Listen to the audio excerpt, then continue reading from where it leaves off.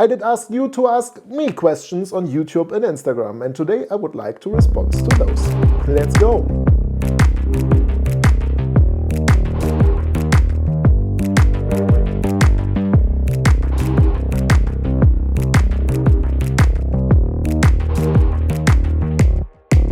Happy New Year! Hi, hello and welcome my friends to the question and answer where I try to respond to your questions you asked me on YouTube and Instagram. And if you don't follow me on Instagram already, check it out. I'm B_Mr_B and you can find me there with some background information and so on. But without further ado, let's check out your questions and my answers.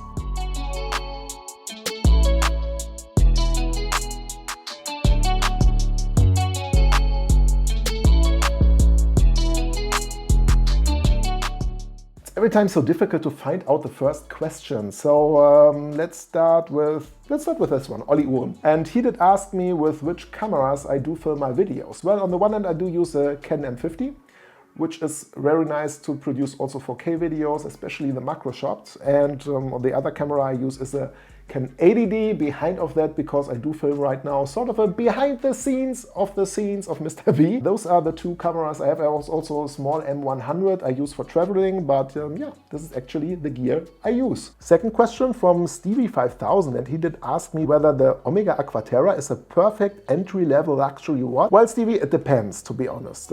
I did own also the Omega Aqua Terra in 38.5mm. It's a great watch, great movement. The current iterations do sport the Master Coaxial Meta certified movement. Beautiful piece, a little bit more modern in the latest iteration. What you should keep in mind is the price you purchase it for, because especially the Aqua Terra is pretty soft, so check out the gray market and the used market prices and then just pay the money you are willing to spend, because definitely in the first year it definitely does use a little bit of its value. The watch itself, try it on the wrist, it's a beautiful piece. I did like quite a lot my Aqua Terra and I really can recommend it. The next question comes from Rolling Export about the Rolex Explorer 2, and he asked which one I would prefer, vintage or new. And actually I would prefer the new version with a white dial and the orange GMT, and I think the white vintage version with a red GMT and the contrast is a little bit too sharp, and I really like that they blow up a little bit the design. This is not everyone's cup of tea, I'm aware about that, but still I think the Explorer 2, especially with the white dial and the orange hand, is beautiful. Take care though. I'm pretty sure that Rolex is going to present or to introduce this year a new variation of the Explorer 2. It's about time, I think. The Submariner was updated last year, of course, and I think the Explorer 2 is the next on the list. The next question is a pretty tough one from German Watch Lover. Your favorite Grand Seiko? Oh damn, that is difficult, because on the first hand I would think about Spring Drive, the one I did present in my last video about my watch collection, which is a 373 Spring Drive with a blued second hand. Very nice watch, but also I did like quite a lot the High Beat GMT my good friend Engineer Wannabe did present on his channel. It's a beautiful dial. It's similar to the Snowflake, but more silverish. Maybe it's my favorite. I think the High Beat GMT and the 373 Spring Drive are on the top of the list from my point of view. Fussel Wingelmach is asking me Chrono 24 or Kroneck. You need to consider both. Chrono 24 is a platform for dealers, where Kroneck is a dealer himself with its own website. Kroneck is a grey market dealer. Chrono 24 did sport grey market dealer, private sellers, but also ADs who offer watches. I, for example, purchased my Tag Heuer Carrera from an official Tag Heuer AD on Chrono 24. The variation of watches you can find on Chrono 24 is a little bit bigger, where you stick with Kroneck to one dealer. They have also, of course, some interesting prices, but when you just check out Kroneck, I would recommend you to check out also other grey market dealers. Ask also your personal AD, because you might be surprised sometimes which prices they could offer. So they're sometimes really competitive. Mike is asking, how did I arrive to the hobby of collecting watches? In the end, it started everything with the best friend of my father, who does wear a 5513. And also my dad was very into watches, and every time we went to the Baltic Sea for summer holidays, he was checking out the AD. Second, in 2008, when I changed position and company, a colleague of mine there These were Macedo Segnetuno and also did have a Coke. So with that, I got sort of the fix. I wanted to purchase my first automatic watch. In 2011, I became member of the watch forum and also of the Rolex forum. I did write more and more and purchase more and more. This is how I came to the hobby and enjoy talking with you about watches, collecting watches, and the overall topic quite a lot. Ole is asking me which watches I would recommend to the following celebrities. First, Angela Merkel. Second, Ronaldinho. And third, Quentin Tarantino. Starting with Angela Merkel, and I think the perfect watch for her comes from Nomos. Nomos Glashütte, made in Germany, in-house movement, not too expensive, and here the Tangente with a night blue dial. And I think this would be the perfect watch for our Kanzlerin. For Ronaldinho, it's a little bit more difficult because he has thousands of watches. I would recommend Hublot Spirit of Big Bang Mecha 10, with a new Mecha 10 in-house movement, in King Gold. I think it's a perfect footballer's watch. And last but not least, Quentin Tarantino, I think I would recommend to him a G-Shock, a classical G-Shock rough, tough beta watch on the set, no problems with dust, with fire and whatsoever you have there. For Quentin, a G-Shock. Peter's asking my opinion about what is better, purchasing a watch at Chrono24 for a cheaper price or going to an AD, spend a little bit more money but build up there a history as a customer. Both does make sense. And keep in mind that you can purchase at an AD more than just watches. For example, my AD does have a very good watchmaker and I'm going to bring my watches to his watchmaker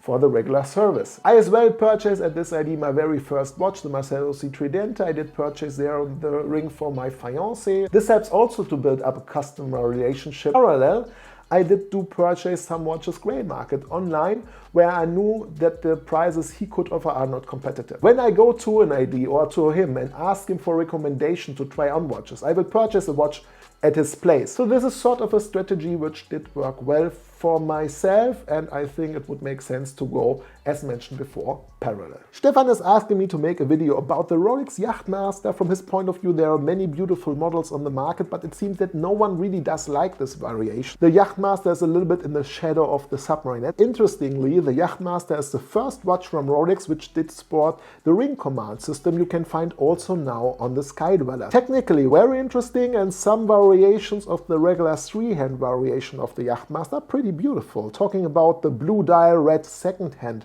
iteration of the Yachtmaster. In terms of the sport models from Rolex, the GMT Master and the Submariner are more loved than the Yachtmaster because they're a little bit tougher, where the Yachtmaster is a little bit more elegant, but not a dive watch and not a GMT watch either. Tim is asking me, a Seamaster Professional 300 diver or a Tudor Black Bay 58? Tim, this is a pretty difficult question because they are not very alike. The SMP is the latest and greatest state-of-the-art diver with ceramic bezel, ceramic dial, master coaxial, META certified movement, 15,000 Gauss anti-magnetic. And the Tudor Black Bay is a vintage-inspired dive watch with an aluminum bezel inlay, a rougher structure of the dial. Especially in terms of the size, the Black Bay 58 has 39mm and is far smaller than the Seamaster Professional diver. If it's your first luxury watch and the one and only you would like to purchase, I would stick with the Seamaster Professional because it offers more. If you have already a watch collection and would like to add a diver, I think the Tudor Black Bay would be a more interesting option due to its vintage charm. As a one and only watch, I would say Omega Seamaster Professional diver. Himberdon is asking me to compare the Breitling Avenger chronograph with my latest purchase, Takoya Carrera, and whether I'm still happy with the Carrera. I'm still rocking my Carrera, by the way, and I'm very happy. It was a little bit more comfortable on the wrist, it's a little bit flatter. I like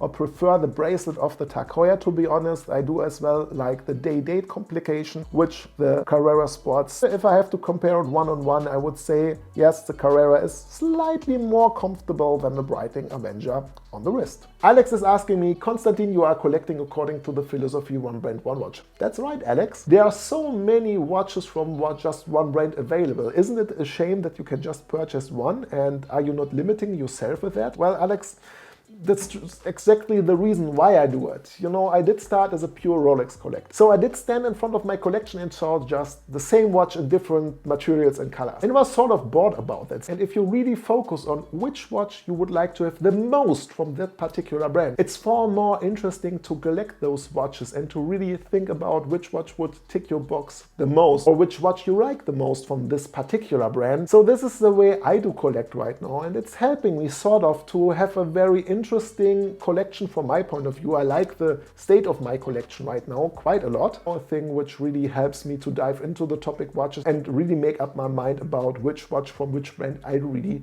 want to have. Alright my friends, lots of questions, but I hope the answers were interesting for you, and feel free to leave a comment in the comment section below. What would be your response there, or if you have further questions for me as well, share them with me and the community. My friends, I wish all of you now a very happy start into the new week. I look forward to see you in the next one. Say goodbye and auf Wiedersehen, euer Konstantin. Ciao guys.